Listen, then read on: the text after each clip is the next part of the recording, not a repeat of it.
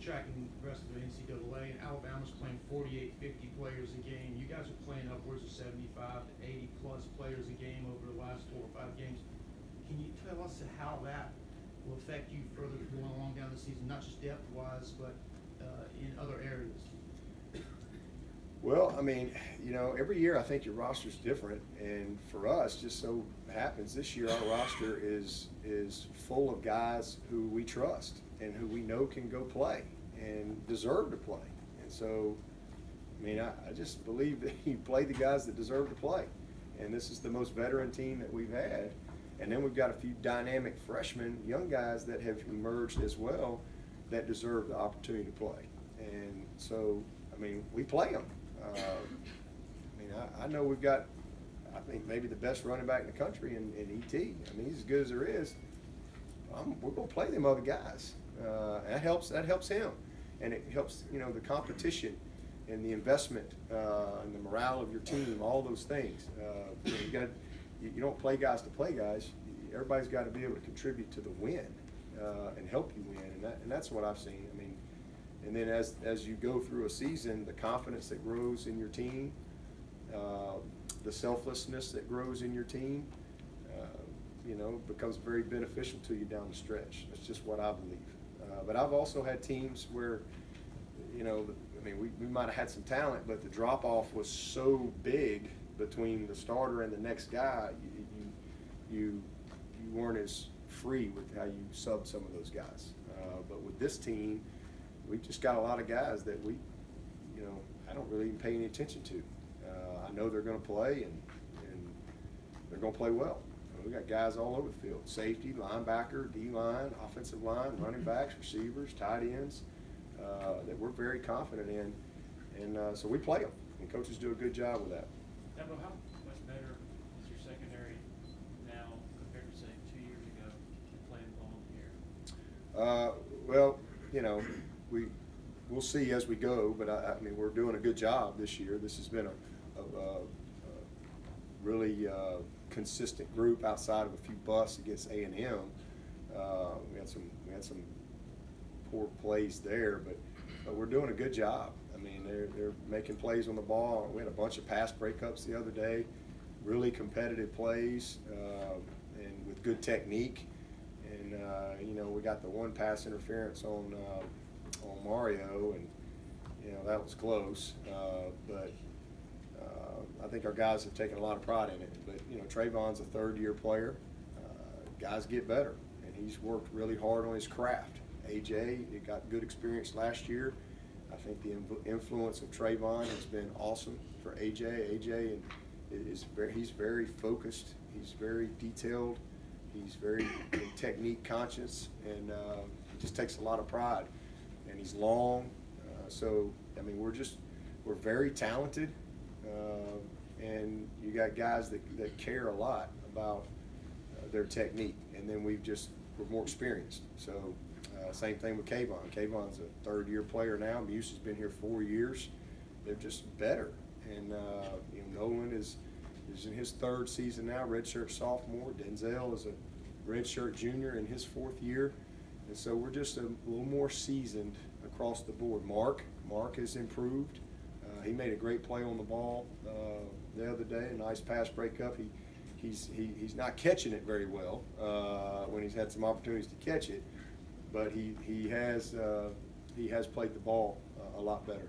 So you know, just a really good group, and Mickey and Mike have done a great job with that group. So he said he's been trying to build an offense that has answers no matter what the defense does. How would you compare this group's ability to do that with some of the teams in the past, as far as what they try to take away? Well, I think that, you know, our guys are confident, and because we've been able to get results doing that. You know, we've had games where, you go back to the Syracuse game, where I mean, we got to run the ball, and it was just a force the issue type of a deal. And if we weren't able to run it, we weren't going to win the game.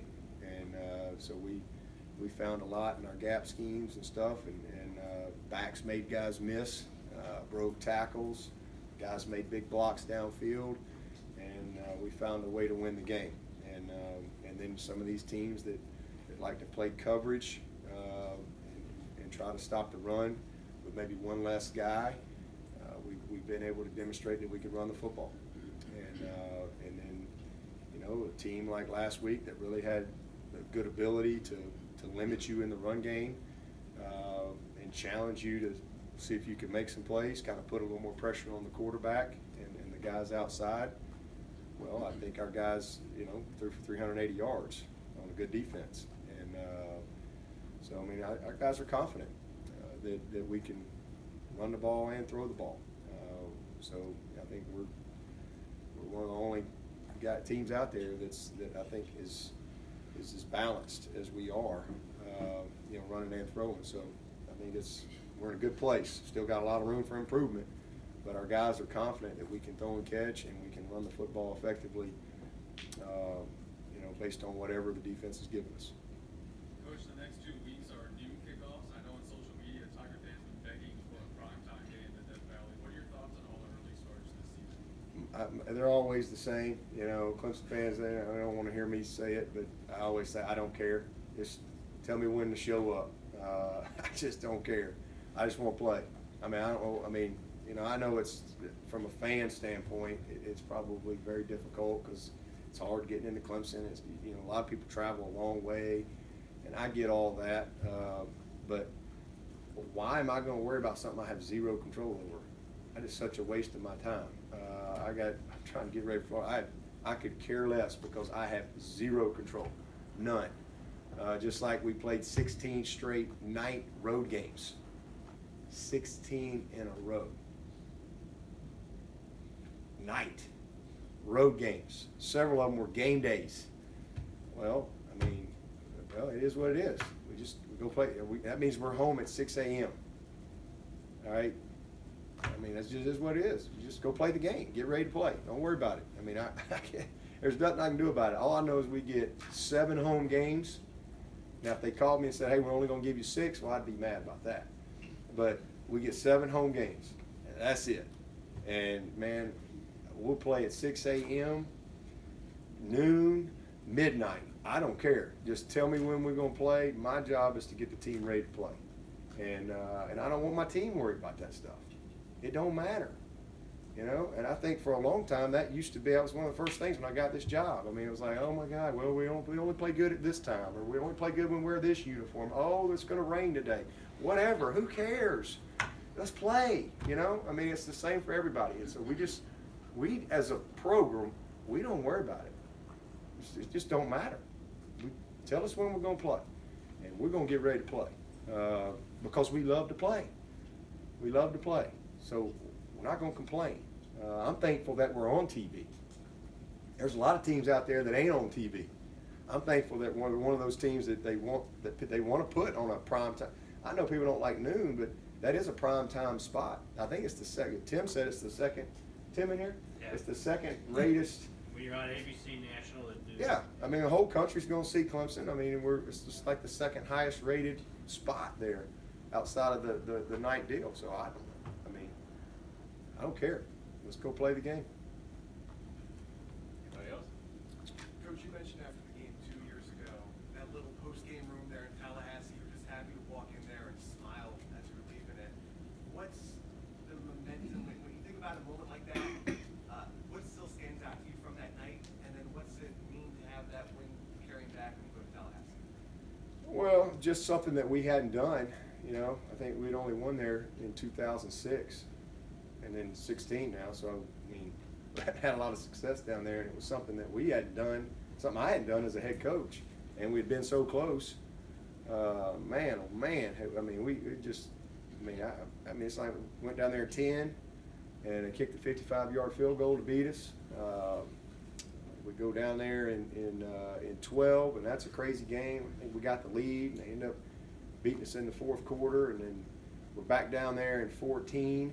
Got the game won about 3 different times, and I believe that's the game that we fumbled the ball right there at the end. We're getting ready to kick a field goal, and we gave up like a 80-yard touchdown pass with 5 minutes to play. And I mean, just some crazy stuff in the game, and ends up going to overtime.